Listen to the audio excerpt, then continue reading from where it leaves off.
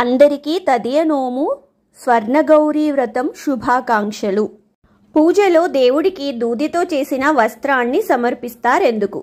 వస్త్ర సమర్పణ దేవుడి అలంకరణలో ముఖ్యమైనది. షోడశ ఉపచారాల్లో స్నానసేవ అనంతరం వస్త్రాన్ని సమర్పిస్తాం. దూదితో చేస్తారు కనుక శాస్త్రం ప్రకారం వస్త్రం అంటాము. కానీ ఇక్కడ వస్త్రం అంటే బట్ట కాదు. నిండు మనసుతో మనమే దూదిని దారంలా తయారు చేసి తెగిపోకుండా నెయ్యి కలిపిన పసుపు కుంకుమల్ని రాసి వస్త్రాన్ని తయారు చేయొచ్చు. అయితే ఒకటి కాకుండా రెండు చిన్న చిన్నవిగా చేసి సమర్పించాలి. పూజా విధిలో వస్త్రయుగ్మం సమర్పయామి అని ఉంటుంది. యుగ్మం అంటే రెండు అని అర్థం. షోడశ గౌరీ నోములో అమ్మవారి 16 నామాలు.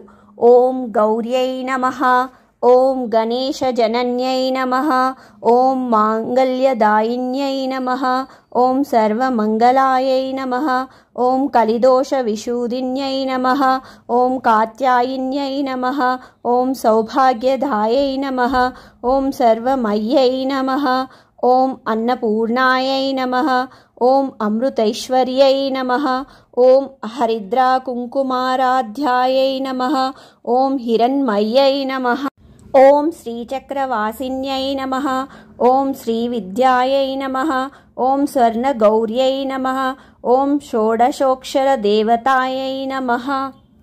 దేవీ దేవీ సమాగచ్చ ప్రార్థయేహం జగన్మయే, ఇమాం మయా కృతం పూజాం గృహాణసురసత్తమే. భవానీ త్వం మహాదేవి సర్వసౌభాగ్యదాయిని, అనేకరత్న సంయుక్తం ఆసనం ప్రతిగుహ్యతాం.